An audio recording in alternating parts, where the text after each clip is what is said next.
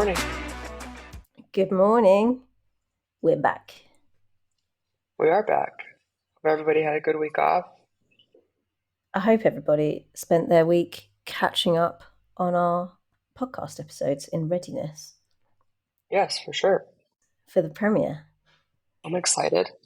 Technically, it doesn't come out over here for 2 weeks, but I've managed to see it and some things that I really didn't want to see that I was being advertised through the less than legal routes that I used to find the episodes. But the important thing is that I got it watched. Yes. Did you like it? Do you know what? There was one clunky bit that we'll get to, but other than that, I thought it was pretty darn good. I thought it was a bit of a banger. What about Yeah, it was you? pretty good. No, it was pretty good. The first time I watched it, I thought there was something missing, but I watched it at least 6 or 7 times now, and it's grown on me. It's a pretty good episode. Yeah, I liked that it was a very kind of emotionally charged episode. When I Hmm. think back to the season premiere of season 6 with the hurricane, apart from the rooftop scene at the end, I didn't think it was an overly emotional episode, and I think that's something that Station 19 do really, really well. So I kind of enjoyed that there was a lot of interpersonal stuff going on rather than tons of action. Okay. I don't know what your opinion is on that. Well, that makes sense. It was definitely different than the twist and shout for sure. Yeah, Um, but it had its own good elements, I think. yeah, completely. Should we dive in? Yeah, let's go for it. Okay, so season 7, episode 1, This Woman's Work, original air date the 14th of the 3rd, 2024, written by Henry Robles, who we've spoken about before on the podcast. He gave us The Things We Lost in the Fire, which was Dean's death, The Road You Didn't Take, which was Jack reconnecting with his brother, and that really gorgeous marina scene where Maya comes home from work and wakes Karina up, and they're supposed to be practicing for the green card interview, but that's not what they do. And then he later gave us that shower scene. So we've had some good stuff from Henry Robles. Directed by Paris Barclay. There are too many credits for Paris for us to go through Yes. what he's done. I believe this was his 18th episode that he's directed. Oh, wow. Yeah. And he obviously has been there literally since day one, since he directed the pilot. We know he's a Marina fan. He gave us Lasagna Take One in The Office. He was there when Maya cut off her hair. He was there. He directed The Wedding. He directed 2 pivotal reconciliation scenes in season 6 because he directed 610 when Maya inadvertently poisons Karina in Lasagna Take Two. And they're obviously snuggling on the bathroom floor. And then he directed 615 when they end up doing a lot more than snuggling in the bathroom. So, it's only fitting that he directs this episode, because if this is the final season, it's great that he's directed the first episode of the first season and the first episode of the last season. And since he's been there for so many big moments in Marina's life, it's only right that he should be the person that directs them when they become parents. Hmm. Well said. Thanks. Anything else to say about Paris other than just that he's an absolute living legend and we're grateful for him? Nope, that's what I was going to say is he's a legend. So you took the words out of my mouth. Perfect. Shall we jump in with Travis? Sure.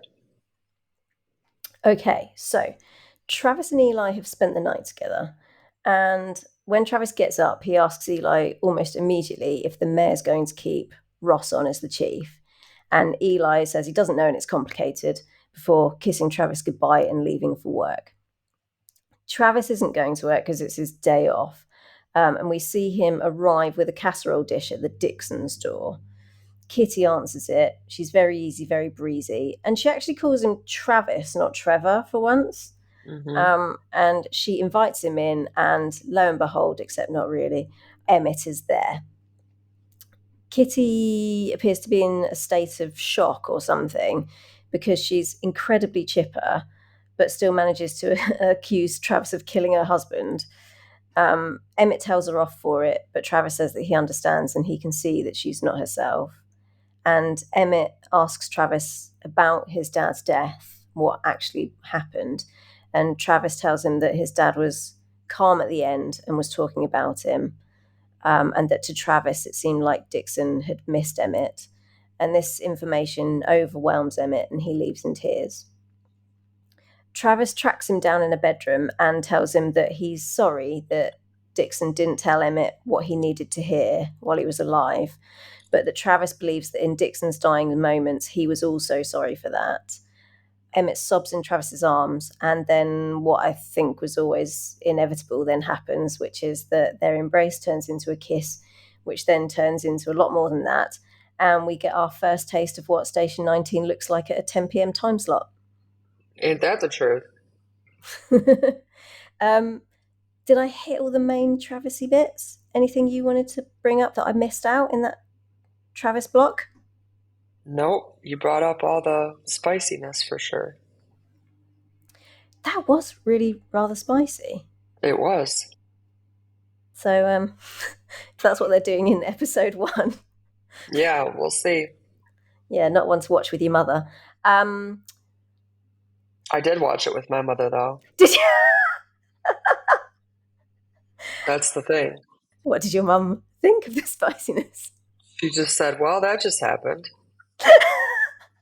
And that was about the length of our conversation about that scene. I think that's an appropriate length of conversation with a parent about that scene. Yep. I'll be honest. I didn't make eye contact. I just kept looking at the TV. Oh, God. It would have been my luck. It was always the way that whenever I was watching anything, like a movie or TV or anything, when I lived with my parents, that there might only be 10 seconds of either like nudity or sexual contact or whatever in like an hour and a half long movie, and you can guarantee that it would be in that 10-second window that my mother would walk in and be like, oh, do you want a cup of tea? Oh my. Yeah, for sure. It's just something that life does to try and keep us real, I think. Right, so apart from the half naked wrestling, what did you want to tell us about Travis? I mean, I thought it was, he was trying to be supportive. Going over there, I was surprised he stayed as long as he did, honestly. It was like he was lingering, like waiting for something to happen. But I think it was, I mean, if I were Emmett, I would have wanted to know what my parents said if somebody was with them when they were dying. Yeah. And so I think that was, something that Emmett needed. And it was good that Travis could give that to him, especially with their history. They obviously care for each other. And yeah, I mean, the steaminess was inevitable. Some people have said they felt Travis took advantage of Emmett. Do you feel that way?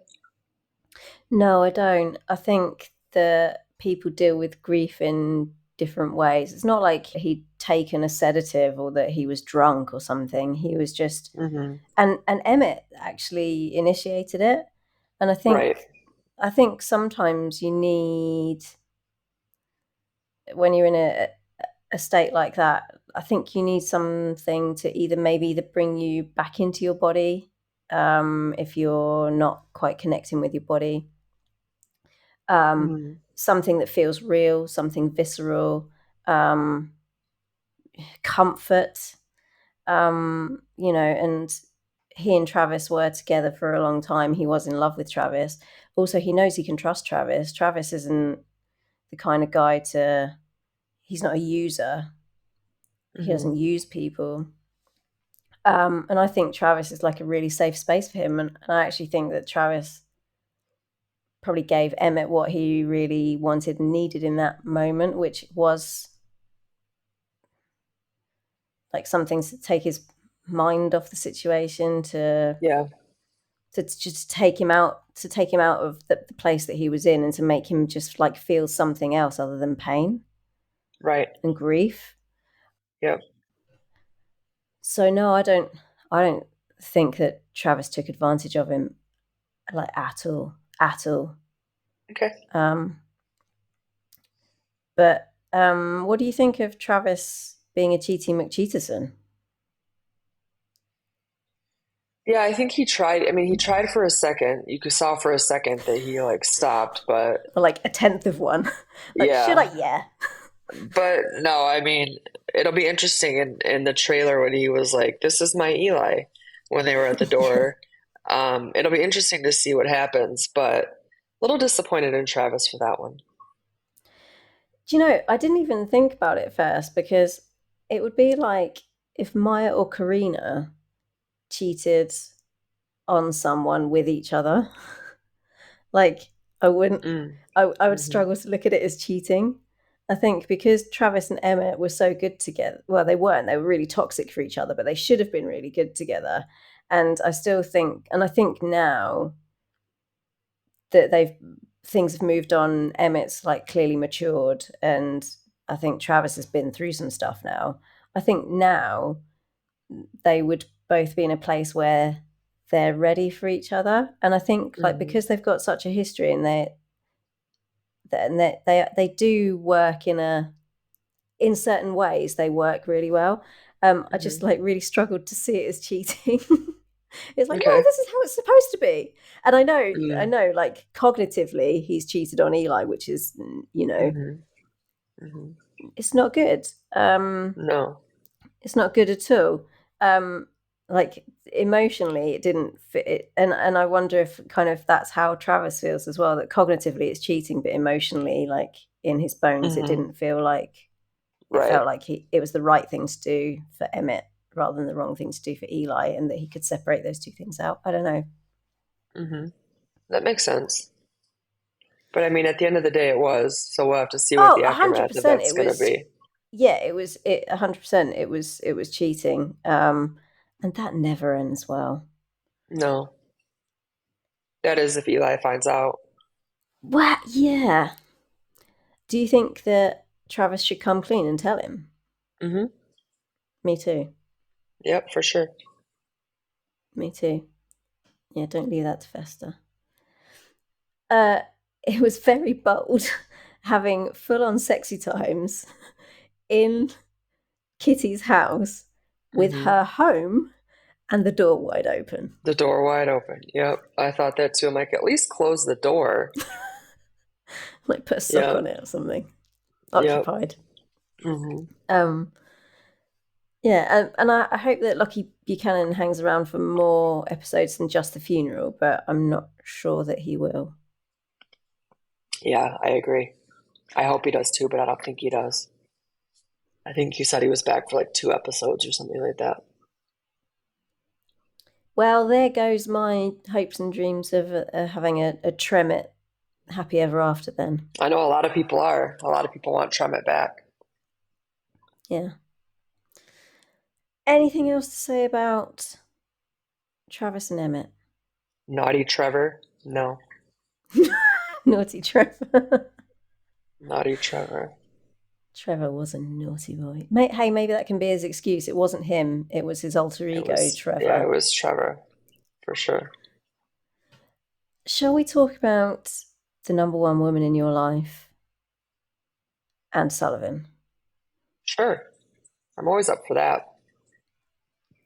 So we see Chief Ross in her hospital bed, looking incredible, by the way. She did pull the hospital bed off. I've never looked that put together and fresh in my entire life. And she looks like that 36 hours after being pulled out of a hole, not breathing, Yeah. which, which is obnoxious. But anyway, With 102-degree fever, by the way. in real life, Yeah, she posted that she had 102-degree fever that day. I wish I could hate her, but I just can't I because she's know. too perfect to hate. Yep. She said she wasn't feeling good that day. Had a And fever. that is upsetting because she looks fresh. I know. The chief appears to have only really had superficial injuries, which is good news. She is nursing what looks to just be like quite a superficial ankle injury.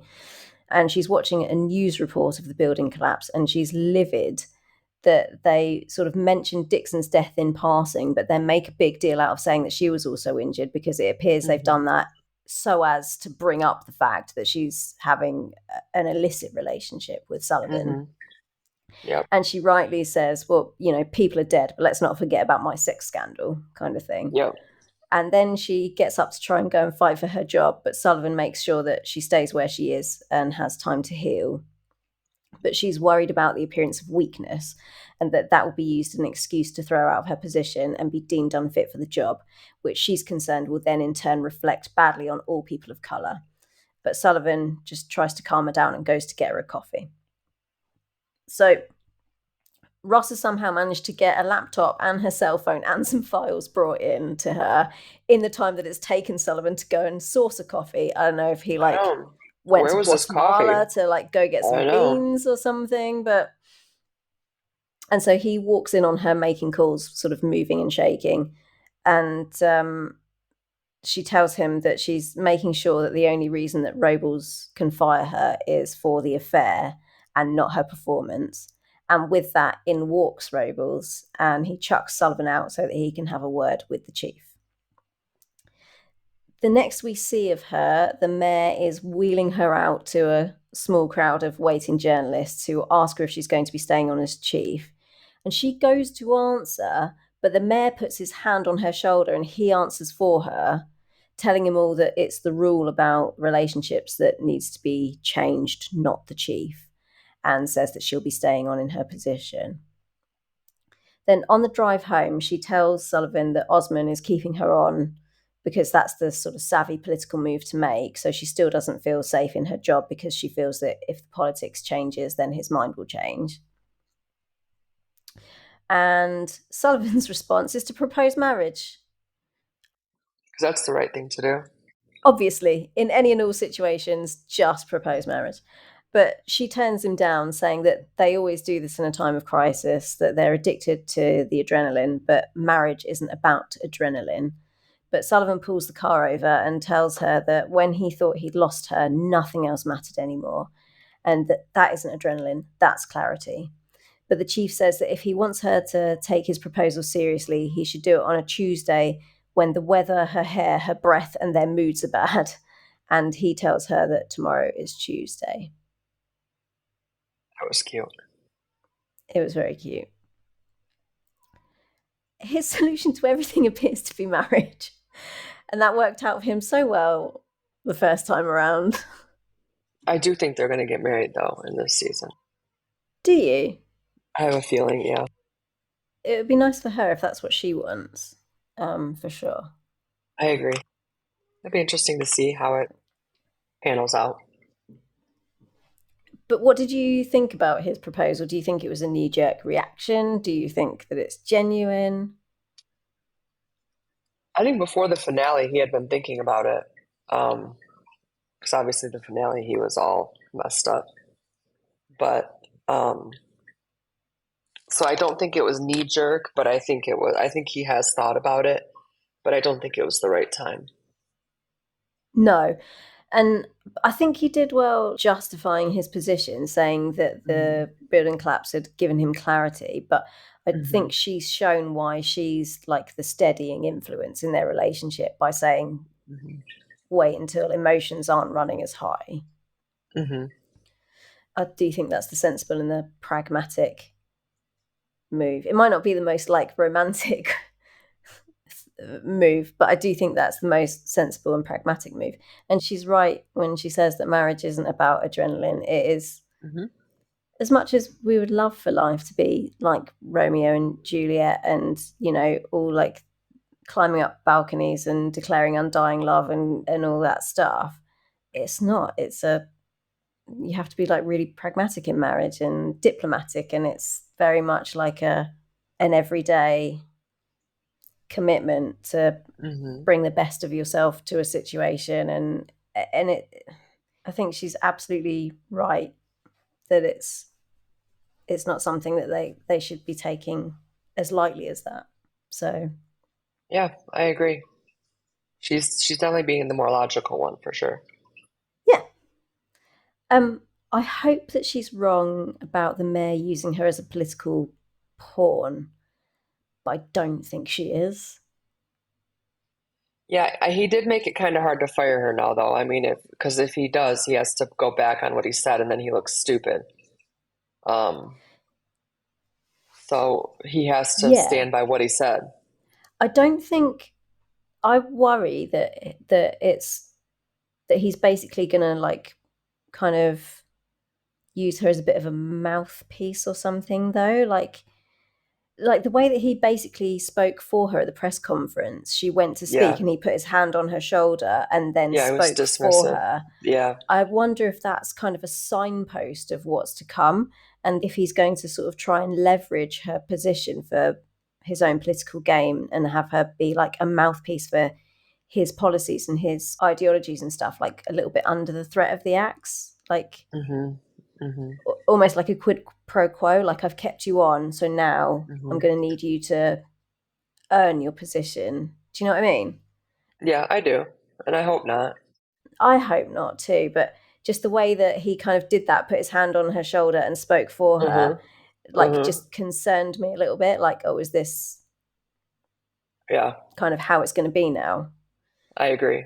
Not let her speak. That she doesn't have her own voice now, like your voice is her voice now. Well, it's Um, interesting that we've seen in trailers that she talks about budget cuts because he was supposed to increase SFD budget by 15%. yeah, that was one of Travis's stipulations, Mm-hmm. wasn't it? Yeah, and then we hear that they have to get rid of people because there's budget cuts coming down the pike. And so I thought, well, it just shouldn't be budget cuts, it should be increase in budget. Interesting. Yep. So we'll have to see if Osmond is who he said he was. Yeah. Um, the only thing that I think I haven't mentioned that I've got written down is that I'm pleased that the writers didn't show any signs of stopping making the point that the fact that she's a person of color makes her position even more tenuous, and that she has to work even harder to Mm-hmm. make sure she doesn't lose her job, and give sort of the Mm-hmm. white supremacist viewpoint a chance to rear its ugly head again and say Mm-hmm. that she's not up to task. Yeah. Because that's just one of the things that I kind of really love about the show is it doesn't pull punches. Mm-hmm. And I hate it when there's like a token episode where they deal with institutional racism and then it's like, bye, like we've done it, tick, job Yeah. done.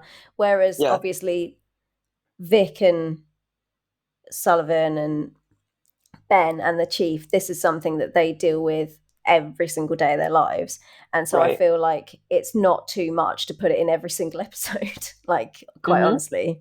Yeah. And similarly with, the female firefighters talking about how few of them there are and showing, do you remember at 23, there was that guy, Oh, Maddox.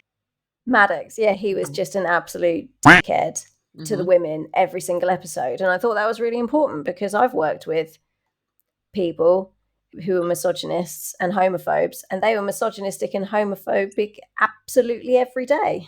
So I Right. It thought it didn't was really change. great that he was an absolute twat every single day, because that's what we deal with every single day Mm-hmm. if we have to deal with it. So Yeah. I really liked that she mentioned again, you know, people that look like you and me, Sully, have to work that much harder. Because I just thought it was Mm-hmm. really, and I hope that they continue to do that for the next 9 episodes, and hopefully Mm-hmm. thereafter if it gets picked up elsewhere.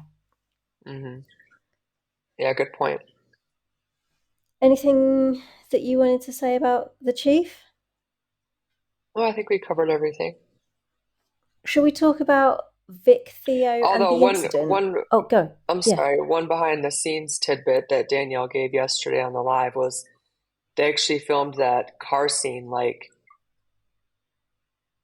six, don't know the number, but she was like basically like last week. Like they filmed it like several months after the episode was filmed already because the screens were broken, that they use that the cars sit on to make it look like they're turning, like that there's a road All behind them. right. Yeah. And so it was literally like she was like, it seemed like it was last week that they filmed that scene because they had to wait for the screens to get fixed.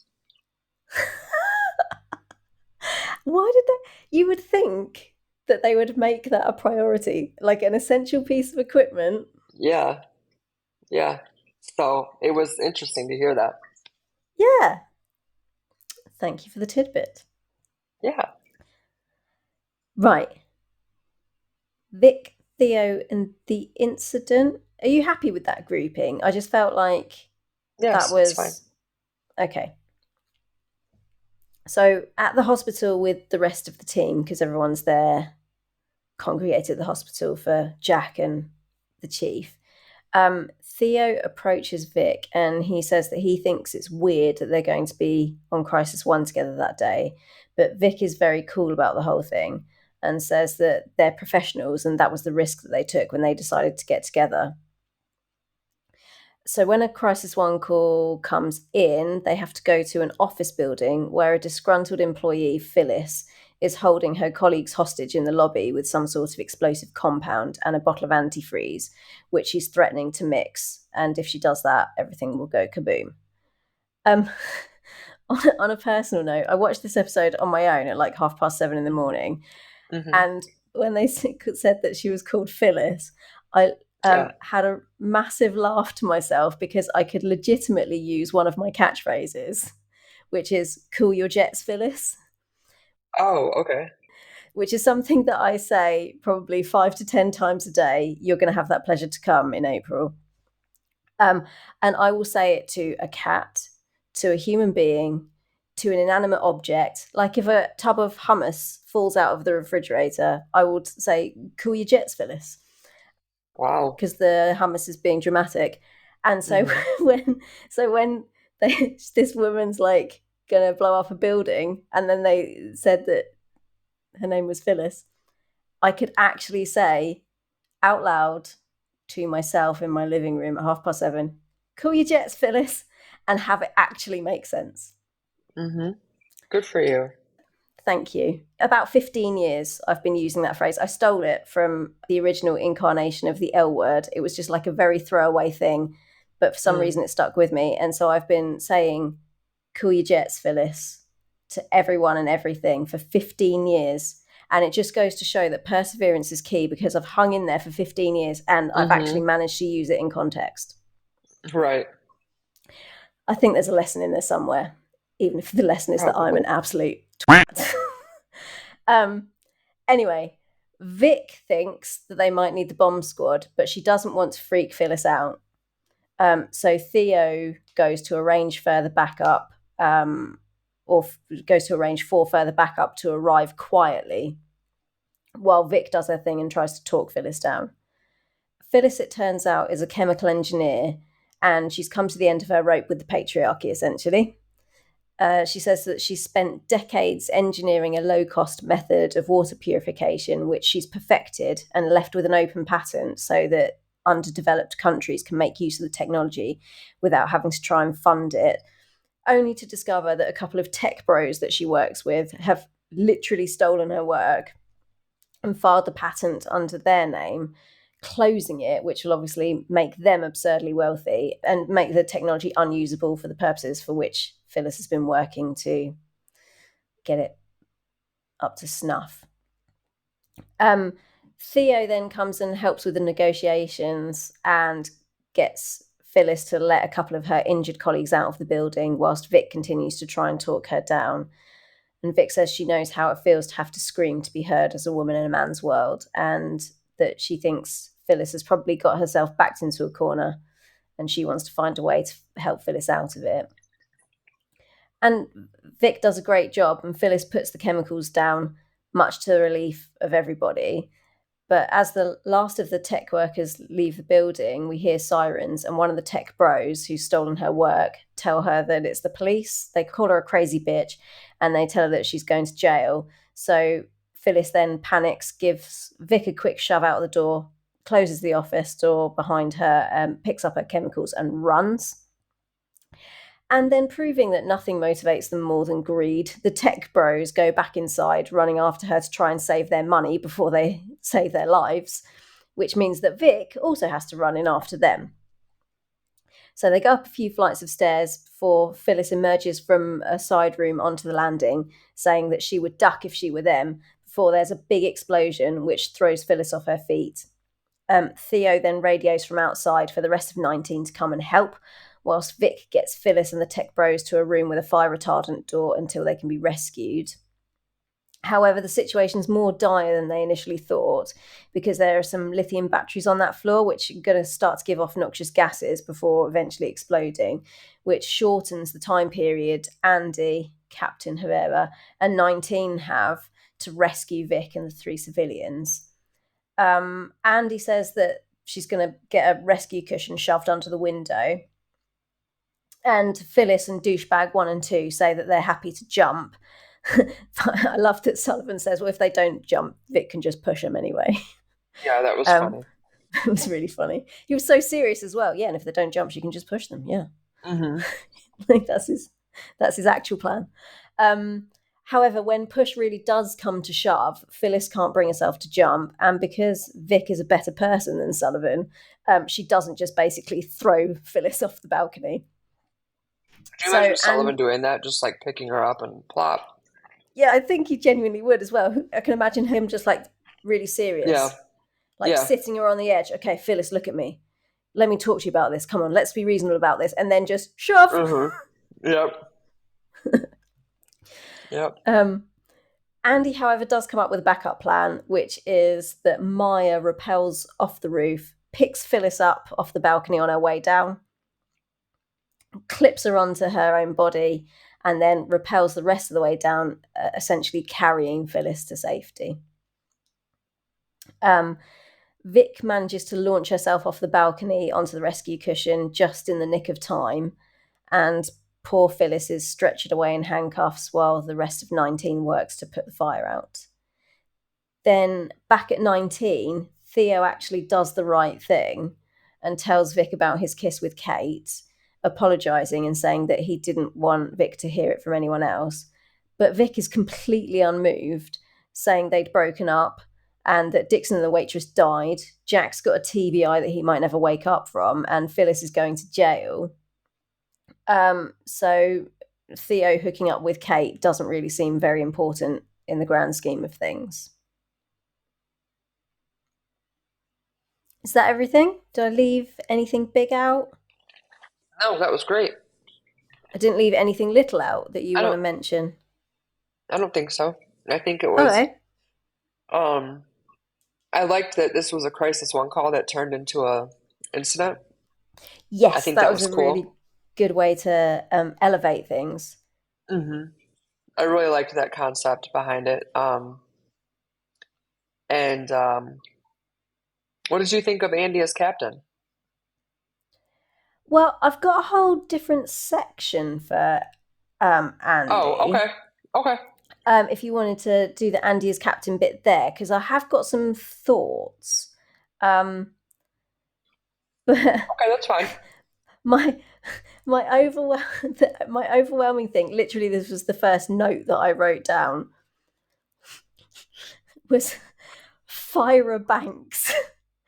Maybe. Yeah, that was funny. The funniest thing that I've heard this year. And I literally laughed out loud, and I carried on laughing for much longer than was necessary. I think I may even have snorted. Yeah, and that was funny. And then I literally couldn't wait to show Julia. I was like, listen to this, and like played it back. And she laughed, and I was like, how funny is that? And she was like, not as funny as how funny you think it is. Like, that's funnier. But I just thought that it was the funniest line I've ever heard on the show. Yeah, it was genius. I definitely chuckled. A+ Tyra Banks. And I'm really upset that I didn't think of it, is what it comes down to. Okay. The whole thing with the water purification and leaving the patent open, and that's kind of a ripped from the headlines kind of a storyline, isn't it? Because isn't that the case with insulin? Yeah, they just passed a a law that it has to be, if you're on Medicare, it's $35. Yeah, Uncle Joe's capped it at 35 a month, hasn't he? Yep, And by yep. the way, US listeners, if you vote for Uncle Joe again in November, he's going to make sure that that's the same price for everybody, not just people on Medicare and seniors. Just saying. That's my Yep. party political broadcast for Uncle Joe. Um, That's your plug. that's my plug for Uncle Joe. But I believe that the scientists behind the discovery and mass production of insulin sold it to some university or a university hospital Hmm. for like $1 or something. Yes, they did. So everybody could have Yeah. access to it. Yeah, Yep, because diabetes is such a ubiquitous and destructive condition. But yep, as soon as they were able to, Big Pharma jumped on it yep. and They sure did. made it basically unaffordable for anybody Hmm. that doesn't have insurance, essentially turning diabetes into a death sentence for people that can't afford $500 a month. Yep. People are choosing between food and medicine. Yeah. So I guess it's kind of an allegory for that this woman's like been working all her life Hmm. to do this in order to give something beautiful to the world, and Hmm. then a couple of greedy men have come in and Yep, stolen it out from underneath her. Um, yep. so I loved Phyllis's righteous anger. Um, and I actually thought it was really powerful when she pointed out two of her colleagues and she said, he's been working for 30 years as Hmm. well, and so is he Hmm. Right. on this. And then she calls them sheep and asks them why they're not as angry as she Hmm. is. And I thought that was Yep. really powerful because we just need more Phyllises in this world. We need more people who, I mean, not people who are necessarily prepared to blow up a building.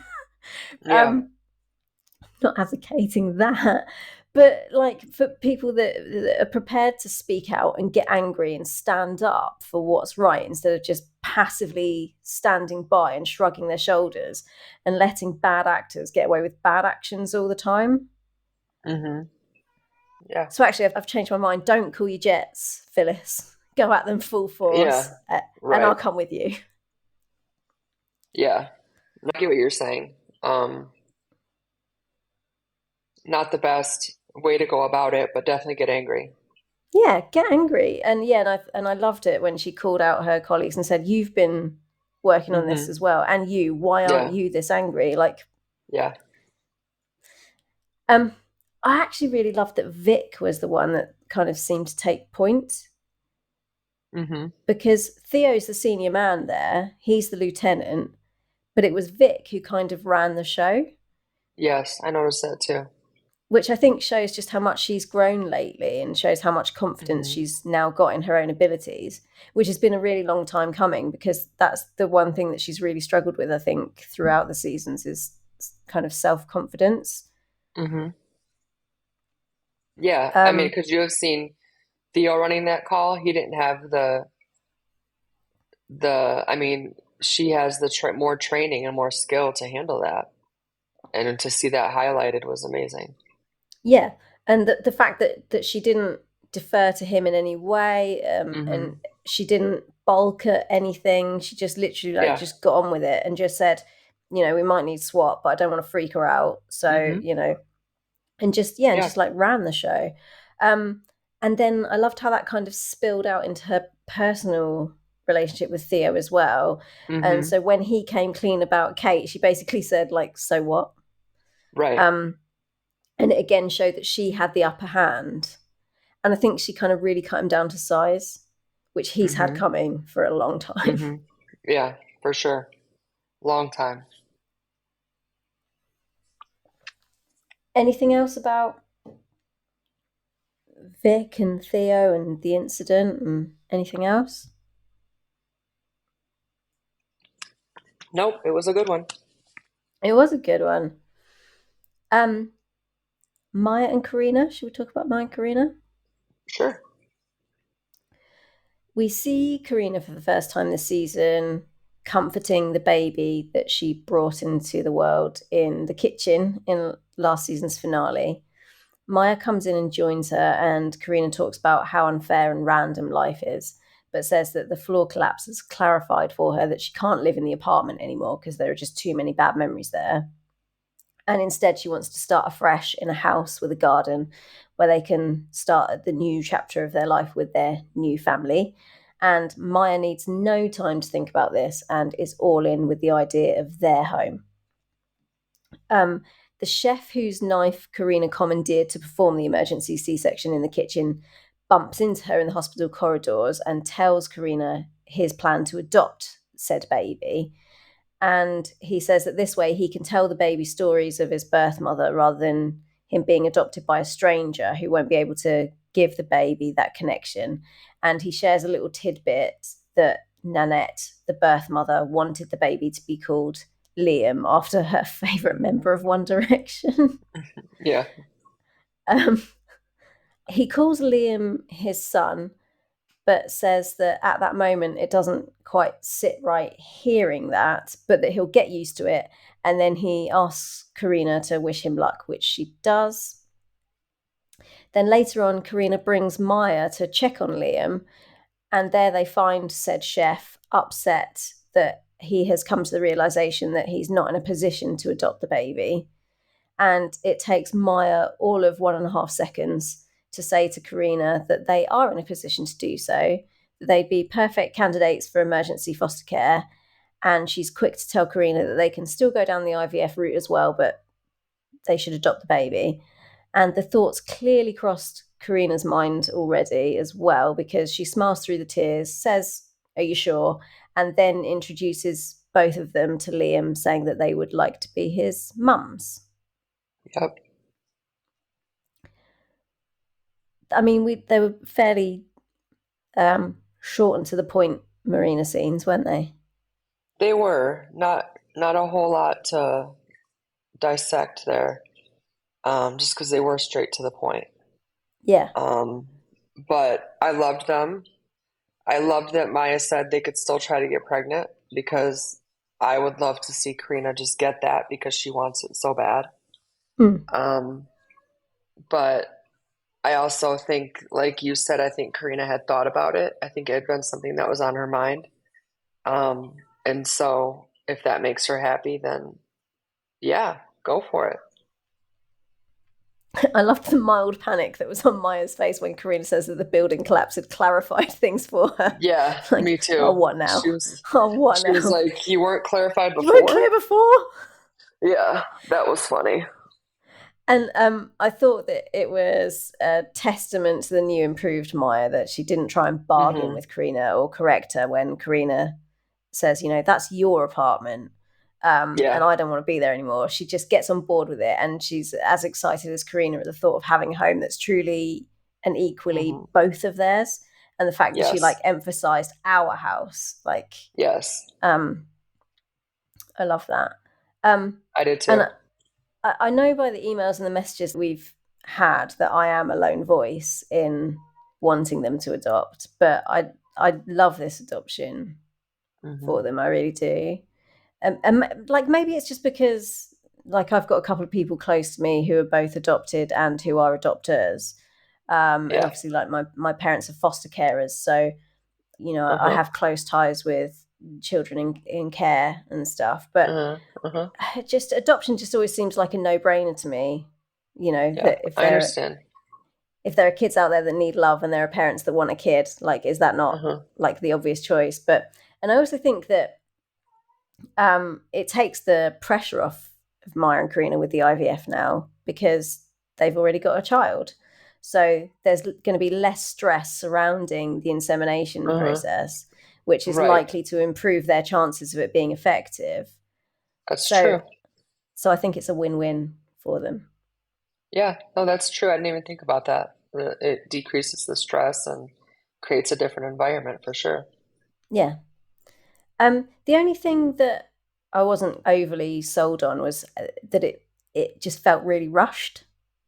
Mm-hmm. But I wonder if the adoption storyline, when they'd planned it, they'd kind of thought that it would stretch out over a 2 or 3 episode arc, with both Yes. Maya and Karina spending a lot of time with the baby and then Mm-hmm. bonding with him, Mm-hmm. and then realizing that they wanted him to be their son, rather than it just being like a very impulsive 2 seconds. He can't take him, we'll take him. But Right. then that it obviously had to be like then truncated because they've only got 10 episodes to get everything done in. So that's why it was a 2-second decision rather than a 2-episode decision. Yes, I agree. Does that make sense to you? Yes, it does. But I don't. Did they know the show was going to be canceled when they filmed the first episode? I didn't think they did. Well, they knew they were only getting 10 episodes anyway, didn't they? Like, they didn't know that would be Yeah, the you're last right. season, but they did Oh, already yeah, know they you're were going right. to get 10 episodes Yeah, you're because right. of the They did. writer's strike and everything. Yep, you're right. But it felt a little bit rushed, but I'm not going to complain because I think it was a great outcome. So, I agree. anything more about Maya and Karina? No, there wasn't much to go on. No. Oh, I love their little kiss. It felt very real. It Oh, felt like, because it yeah. was a little bit awkward and a little bit, oh, where are you going? And So there's a it's there's another behind the scenes tidbit that Danielle oh, gave okay. about that. You can actually see a picture on Twitter of a very um, romantic, long kind of makeout kiss, and everybody was like, "Why didn't we get the footage of that?" And that was during rehearsal. Like Danielle was like, "We went all in and just started making out," and Paris said that it was too hot for to be in the hospital, and they had to reel it in and pull back a little bit, and that's why you just get the hurried little peck. That makes sense. Yeah, Yep, like you don't want to be like macking on your missus at work, really. It in the doesn't, NICU. Yeah, yeah, it doesn't really like go down particularly well. So, I mean, good for them going all in rehearsal. Like, yeah, proud of them. But right. good decision by Yeah, by Paris, I think. But no, it just yeah, felt very like, I wondered if it was impromptu because it didn't feel like it was planned out. It felt like really realistic, like, something that yeah, would happen in my kitchen, like, just yeah, slightly going the wrong way and just kind of almost yeah. like colliding instead of um but yeah, cute. Okay. Thank you for that again for the behind the scenes Hmm. tidbit. Hmm. Shall we move on to Jack and Andy? Yeah. I've put them together again because it felt like everything was kind of, a lot of people were paired off, it felt like. Hmm. And Yeah. it felt like, for me, it felt like Ben was just like the lone person just floating around, like doing a little bit Yeah. over here and a little bit over there. But I didn't feel like Ben had a great deal to do in this episode. So I realized No. I haven't even like mentioned him yet. Um, but yeah, it felt like Jack and Andy were paired off for this one. So we open the whole show with Jack rescuing people from what appears to be like a skyscraper or an office building. Hmm. Hmm. And he's taking orders from Andy over the radio, and he tells her that he can hear music. And then he goes to turn over a fallen civilian, only to discover when he does turn the person over that it's actually himself.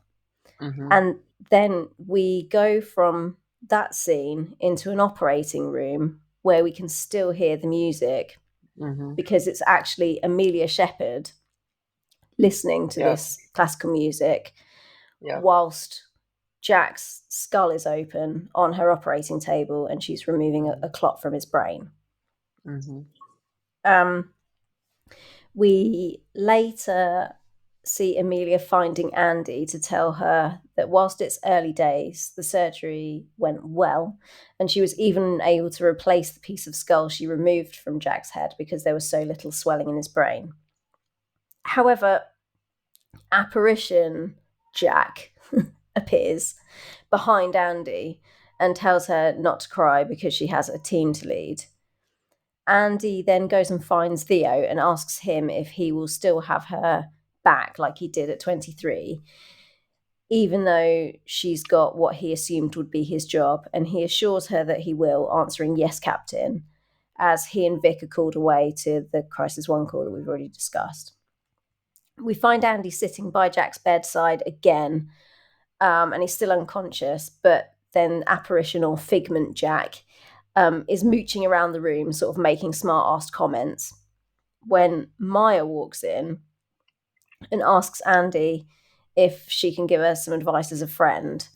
And Maya tells Andy that it's bound to be a stressful situation with her first shift as captain taking place in the aftermath of everything that's happened, but that Andy is now carrying the weight of every woman in the department on her shoulders. And so she basically can't screw up. Andy tries to argue that being a woman in that job isn't as important anymore because there's a woman who's been appointed chief of the whole department. But Maya points out that there's a good chance that she's going to be removed from that job and that a good old boy, as Maya puts it, will be back in the seat, and then all of the progress that they've made as female firefighters will be lost. And she tells Andy that it's not enough to be strong.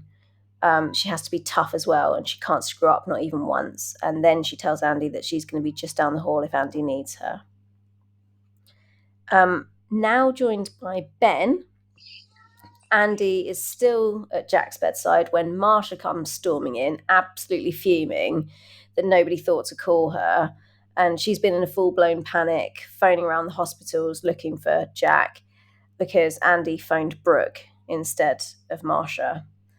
And Andy looks like she's about to burst into tears, so she just walks out of the room and leaves Marsha with Ben.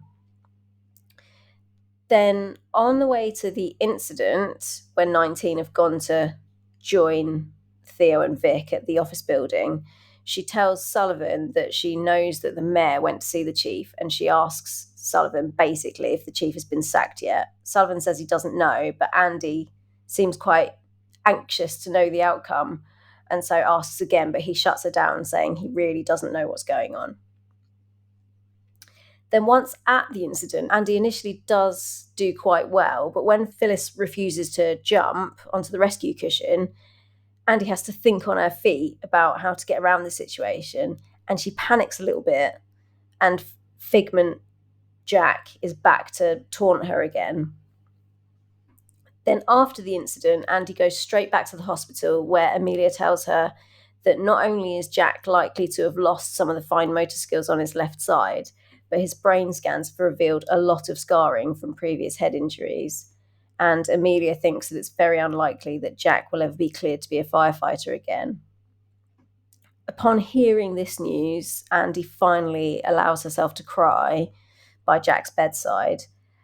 Then Figment Jack comes back again and basically blames her for his condition and asks her how the rest of the team are going to be able to trust her when she couldn't even keep him, her best friend, safe. And she fights back, saying that she's not going to take the blame for what happened to him, that she's worked her backside off to get where she is, and she's supported everyone who was promoted ahead of her, and that she's going to be the best captain that 19's ever seen, better than Sullivan, better than Maya, better than her dad. And Figment Jack tells her that now she gets it and promptly disappears. And we close out the episode with actual Jack coming to in his hospital bed, smiling at Andy, calling her captain, and asking her when his next shift is. So since this covered off, well, first of all, did I miss anything? No, I don't think so.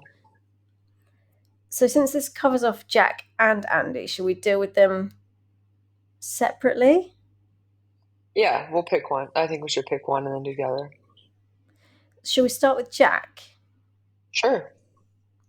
What do you think of the TBI storyline? I mean, I think it's the only place to go with the constant head injuries. Yeah. It's interesting to think that, did they plan to make him not be a firefighter anymore when they started the head injuries, or was it something that just happened over time? Because, they had to start the head injuries and keep them going to have the backstory about it. So it's interesting to think, did they plan this regardless of the season ending? Did they, you know what I mean? Because they started doing this before they knew the series was gonna end. So that's interesting to me, but I mean, unfortunately, that's what happens, and I'm sad to see it for Jack. Honestly, I teared up a little bit when he said, "When's my next shift?" at the end of the episode. It made me tear up for him, just because he just got back into fighting fires with his family that he loves, like he says, and to have that taken away from him after the spiral that he just had and went through, it's sad. I don't know how you feel about it, but I think it's sad. I feel sad for Jack that he just can't catch a break. Yeah. And I know, I don't like to bring things up too often or dwell on things um too often, but I know from personal experience, like when something defines you, like Jack is defined by firefighting. Like I think he lives for firefighting. That's Mm-hmm. literally like Yeah. how he sees himself first as a firefighter. Mm-hmm. And now he can't fight fires. Right. And when your body lets you down and the thing that makes you you is no longer a viable option for you, like nothing makes sense anymore. Like no, like Mm-hmm. and you're just left floating. And so Okay. I just feel like on a personal level, I just Mm-hmm. feel so bad for Jack because I don't know how he's going to cope with that. Mm-hmm. Mm-hmm. And the fact that for him, firefighting, it's like you were saying, like his family is in that house. Yep. Yep. So he's not only lost himself, like his how he views himself and his livelihood, he's also lost doing the thing that he loves with the family that he loves. Like I don't Yep. know what he's got left at this point. Right. Um, so I feel horrendous for Jack. Um, I also agree that they kind of had to go there, and I think it's an important storyline to do because I haven't done any research like I did with the hearing loss, like I did for our lost storylines, Oh. Maya's hearing loss Mm-hmm. episode. I haven't Yeah. done any deep dives or anything, but I can only imagine that TBIs are a big deal in a job that hazardous. Oh And yeah.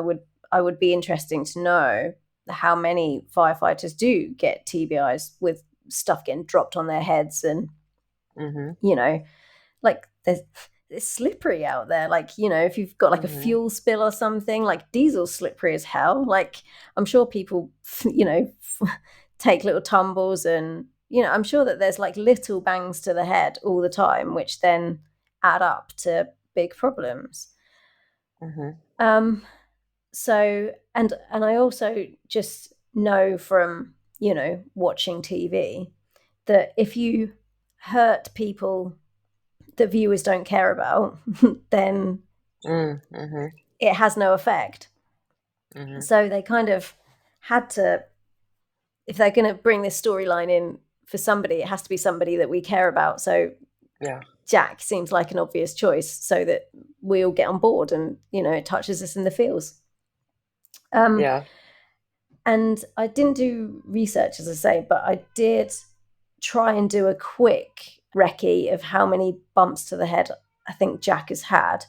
And I think I counted this as the seventh like significant head injury we've seen him suffer, the one in the Wow. finale. Because I think you might be able to think of more, but I think the season one finale, he got hit in the head when he got trapped under the debris in the skyscraper explosion. Okay. Then season three, episode 7, there was the explosion that killed Rigo. Okay. Sorry, I'm really distracted. My cat has got a toy in her mouth. I can tell by the kind of Oh. meow that Okay. she's making. Yeah. She's outside of the door crying with a toy in her mouth. Sorry, I'm Oh. distracted. That's okay. Bless her. I'm just counting. Um, then season 5, Okay. episode 14. there's an electric car explosion, the one where the mum leaves her two kids in the car in the car park and the electric Yep. car goes Yep. up. And he and Maya are thrown across a car park and both whack their heads. And then season 6 is where they must have been ramping up for this, because he had the episode 1, the tree fell on him in the storm, and I think it's probably fair to say, we don't see it, but I think it's probably fair to say that the tree whacked him in his head. Then episode 4, he gets punched in the face really hard at Joe's bar by that guy dressed as a cowboy. And then in episode 14, where he has the concussion, he actually hits his head twice, because he slips and whacks the front of his head on the stove, and then he whacks the back of his head on the floor as he falls. So that's 2 big smacks. And then obviously the season finale, where he hits his head again. So that's 1, 2, 3, 4. So that was the 5th smack on the head just within season 6. Right. You're right. It's a lot. So yeah, I think it was kind of inevitable that at some point they were all going to culminate into some sort of damage. Yep, and it sure did. And you know what got me was, first of all, I loved Marcia in this episode, but Andy says she calls the sister. Where's the sister? Yeah, Brooke hasn't turned up. No. She's like, I called her his sister. Well, where is she? Yeah. So that kind of caught my attention, for sure. Yeah. Yeah. And I actually felt bad for Andy, because she looks completely crestfallen when Marcia's like, I'm his family. Yeah, she does. And Andy realizes that she's made a massive mistake, but also she's got so much on her mind. And I just felt really bad for her, because it's like she's done her best and her best isn't good enough by her own standards. Right. So I felt like she felt like she'd let Jack down, which I think just piled it on for her that day. I don't think she had a good day. No, she didn't. She definitely didn't. But I love that actor that plays Marcia again is in The Fosters. Like, so many people, like I think she's one of Peter Page's people. Like, I see a lot of crossover in those shows, so I wonder if she's someone that Peter Page pulled in or suggested. But yeah, no, she's a great actor, and I loved her sort of motherly instincts of coming in, and she starts tidying up the bed, tucking him in, and and it was a lovely exchange with Ben as well. Yes, it was. When they were talking about, how good he is with the kids, and it just shows like what a good guy he is, like how he spreads his love around and makes a difference to Marcia and to the kids and to the team. So I agree. Anything more for Jack, or shall we move on to Andy? Move on to Andy. Well, since you've been Team Andy on and off for the last 6 years, do you want to kick us off? I think she was really out of it to me. Yep. She wasn't herself. She was questioning herself. She was not confident. And I didn't really like seeing it. I know that Jack was in the hospital, but I feel like she was like extreme. I was glad that Maya kind of came in and tried to reel her in a little bit, because Maya kind of saw where she was going and that it was, she needed to pull it back in. And I understand it was emotional. I understand she loves Jack, but yeah, I mean, she has a job to do. And at the end of the day, she was able to do her job, and it was successful, and she did a good job. But I just didn't like the constant questioning and lack of confidence. What did you think? Yeah. exactly the same as you, but I didn't want to like jump in straight away, be like, I don't think Andy was on her game. But I'm glad that you Mm-hmm. said that because it backs up what I've said as well, because I like she clearly isn't handling the pressure well right off the bat. Right. Um Right. and obviously like Jack being in her head was her being in her own head. Yes. Oh, which that was the clunky thing. When I said to you there was a clunky at the top of Oh, the yeah. podcast, I said there was Yeah. something that was the thing. Yeah. I generally don't really like these figment apparition type Oh, things yeah. It reminded me of unless, Rigo. yeah, but Jack was at least under the influence of something then. Like I Mm-hmm. think, Mm-hmm. and also Rigo's dead. So if the visitor is dead, or the visited is either like unconscious or in some sort of Yeah. altered state, like I think it Yeah. you can make it work.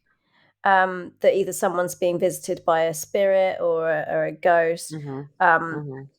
or if someone is, in an altered mental state, be it that they're Yes. unconscious or they're under the influence of something, or and then it makes sense that you would see that you'd hallucinate or something. Yeah. But the fact that Jack was alive, not necessarily well, but was very much alive next to her, um, Okay. and she wasn't under the influence of anything, it just made it a Uh-huh. little bit weird. It just made Andy look a little bit mad. Yeah, it did. And she kind of had this look on her face the whole episode. Like she had tears in her eyes the entire episode. Yeah, Um, exactly. She just looks like she was gonna. What Maya said, that you need to toughen up, basically, mhm. because she just looked Mhm. like a little girl that was gonna break down like like you just wanted to like take her aside and give her a cuddle and say, "Come on, get it all out. It's Yeah. fine. It's Yeah. okay." But Yeah. she's the one that needed to be going around giving the cuddles, saying it's fine, it's Right. okay, and she wasn't able to do it. Um, but I think that it would have been a bit less weird if it was her dad who was talking to her, not Jack. Yeah, because he's actually dead. He's actually dead. um, Yeah. but yeah, that was I had a bit of a problem with that. However, it was quite well done, so I'll let it slide because that was really my only gripe with the episode. But yeah, she, as you say, um, Jack being in her head is obviously he's reflecting her own thoughts because she's imagining Jack. So the things that Jack says are things that she's saying to herself. And so it's quite obvious from the things that are being said that she's doubting herself massively. And I think it shows as well in her desperation for Chief Ross to remain in her post. Um, Mhm. the, so Maya comes in and says to Andy, "Look, you're carrying all of the women in the department on your shoulders now," and she Mhm. like immediately tries to shirk that responsibility onto the chief. No, no, Mhm. no, I'm just a lowly captain. The chief is a woman, Yeah. so I don't have to deal Yeah. with that. And then Maya said, "Nah, she's going to be sacked, mate. Like Yeah. it's gonna end up falling on you." And then that carrying through and her saying to Sullivan, "Has she been sacked? Has she been sacked? Like, Right. is this something Right. else that I'm going to have to carry?" Yeah. Um, That's a good and point. then and then she doubts herself on the call when she's trying to figure out how to get Phyllis off the roof. Yep. Um, but the thing is that she gets there in the end. She does. Um, Yeah, she does. and I've got every confidence that after this wobble, she will be awesome. I do Yeah. think she's gonna, but she's not going to be as awesome as Maya. Captain Bishop is canon. Sorry. We'll see. um.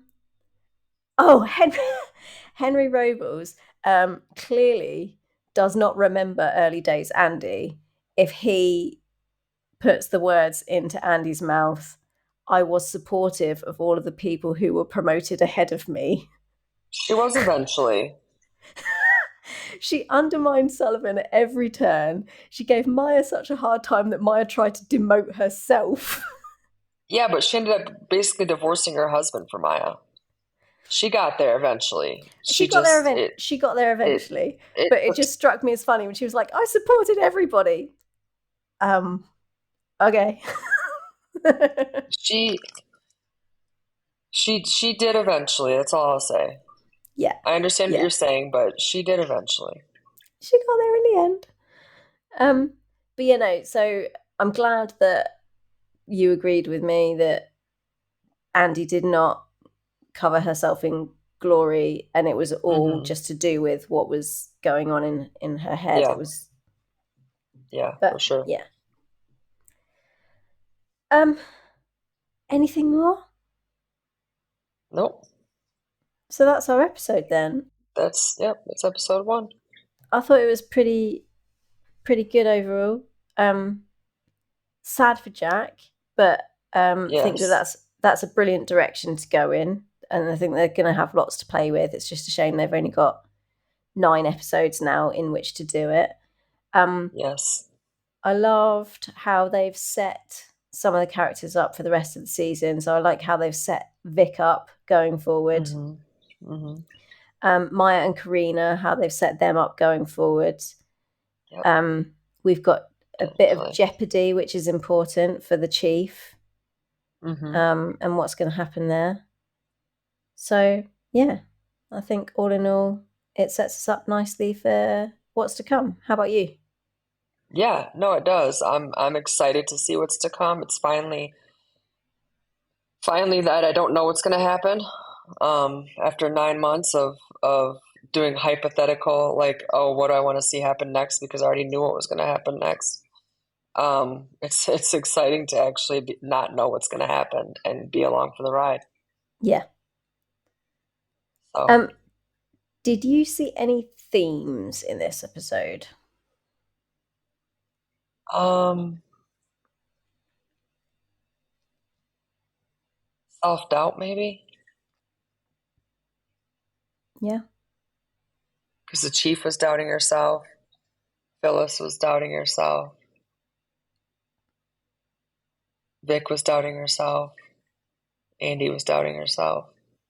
A lot of self-doubt. Yeah.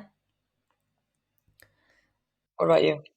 The only thing that I saw really was kind of what the title says, this woman's work. Okay. Um, and that everything seemed to sort of focus on the emotional and, quite Hmm. frankly, political heavy lifting that we have to do as Hmm. women. Hmm. Um, and so I have actually put in my notes, Andy has so much self-doubt, but I think that Hmm. that is because of the world that we live in, and that we are constantly made to doubt ourselves as Yeah, women. that's true. Um, so Andy's kind of doubting herself, which Maya kind of would have helped and not helped with by saying, you've got the weight of every woman in the department on your shoulders now. Um, Right, it's a great reality check, but it won't have helped Andy's right, feelings. And right. as you said as well, the chief is fighting to keep her job, but she's having to play politics to do it. Yep. Maya is worried that a good old boy is going to be shuffled in, and that she, Hmm. Andy, Vic, and those that come after them will have to start the fight all over again. Hmm. Phyllis has battled the patriarchy for 30 years, and Yep. now two men have literally stolen the work out from under her that she wanted to gift the world and use it to enrich themselves. And Yep. she's the only one that can be bothered to be angry and do something about it.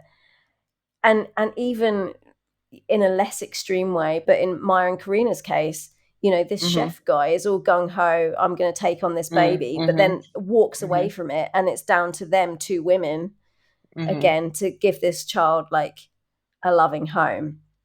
Right. Um, so, in the words of a very wise sage, who run the world? Girls. Oh, yep, for sure. That's actually a relatively up to date music reference for me, I think. That is pretty up to date, and I actually knew it.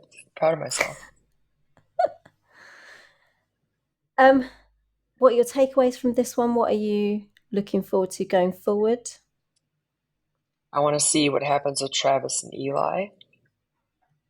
Looking forward to the baby process and seeing if we get an actual, like, if they adopt or what happens with the baby? Are they just going to foster? Are they going to keep it? Are they going to still really try to get pregnant, or are we just going to be satisfied with the baby?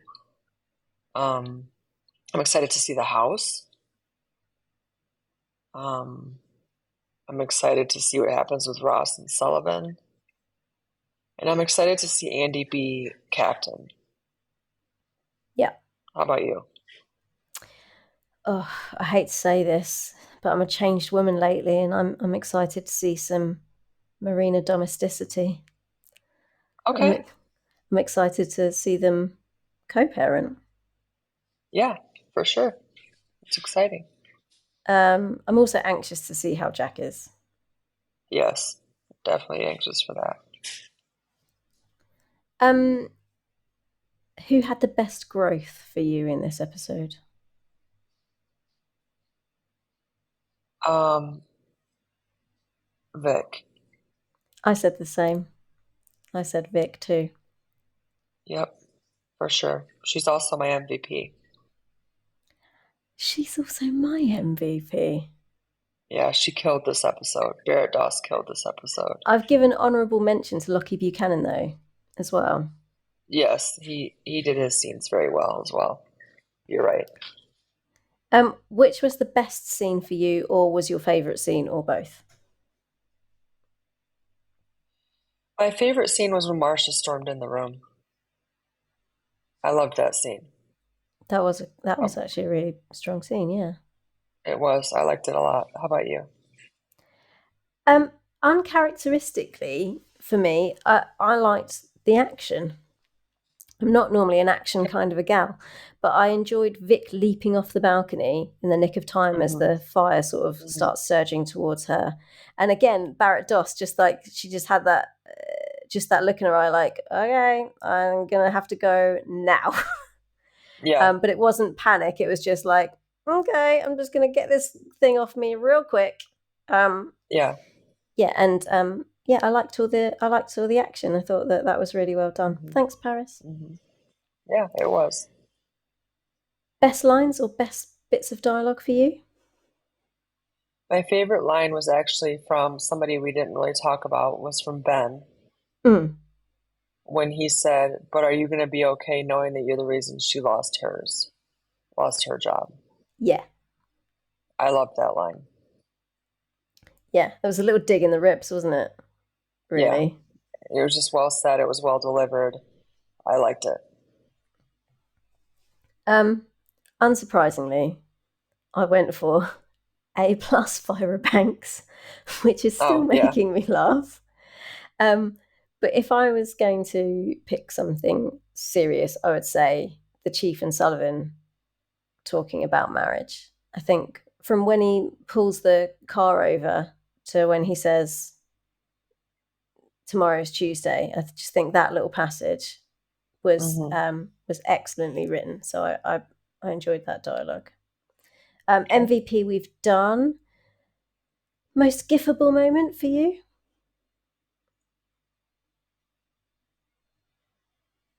Hmm.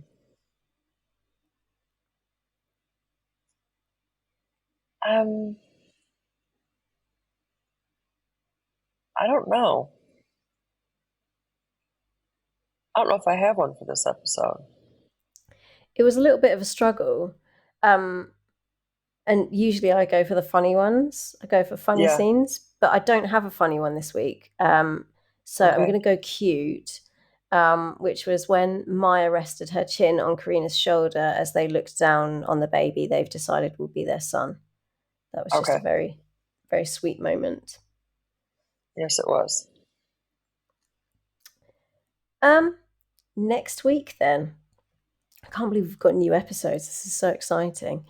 It Next is. week's episode is called Good Grief, and it says Ben and Theo respond to a challenging Crisis 1 call. Jack struggles with adjusting to his new reality. Maya and Karina treat a nanny with a surprising diagnosis. Oh, is this patient zero, maybe? I think so, yes. Travis finds a surprise at Dixon's wake, and Vic joins Beckett at a funeral. So that's what we've got in store next week. Yep, we will see. What have you got in store for the rest of your Sunday? Hopefully some sleep. Me too. How about you? Yeah, want to Yeah, rest? some sleep would be good. One of my cats, Willow, who was crying outside with a cuddly toy, has been kind of trying to throw up a hairball for about 3 days, and so she's been deciding to do that at like 3:30 in the morning, Okay. and then I don't go back to sleep. Yeah, So I so she understand. does, and then I'm wide awake. So Mm-hmm. I've probably had about 6 hours sleep in 3 days. So Yep. a nap would be great. Um, Yes, that's where I'm but at. but also I've got a podcast to edit and get out by Wednesday, so that's probably going to take up a whack of my time. But I know people are excited for it. good. Oh, and just very briefly, we had an email from Hannah in Germany, and she didn't realize that she was too late because we recorded ahead doing our season 6 final episode that we did before doing this episode, and we already dealt with our predictions for season 7 and things like that. But she wrote us a really lovely email giving her predictions and asking what our predictions were. So Hannah, just before I forget, thank you for your email, and I hope that we answered your questions in the episode that came out after your email but that had been recorded before your email. But Yeah. yes, I'm pleased to be back. And don't forget to get in touch and let us know what you thought of the episode and if you've got any predictions going forward, because we love to hear from you. And Sure. also just a quick plug as well that we've still got the Directed by Stefania shirts in our stores, which you can find if you go to the bio on any of our social media sites. There's a link to a UK store and a US store. And I have it on good authority that some of the crew, some of the ladies in the makeup trailers have these Directed by Stefania Yes, shirts. So you will be they in do. good company if you buy one of these shirts. And the proceeds, obviously my portion of the proceeds, all goes to Acto Sicilia. So And get people yourself are, a shirt.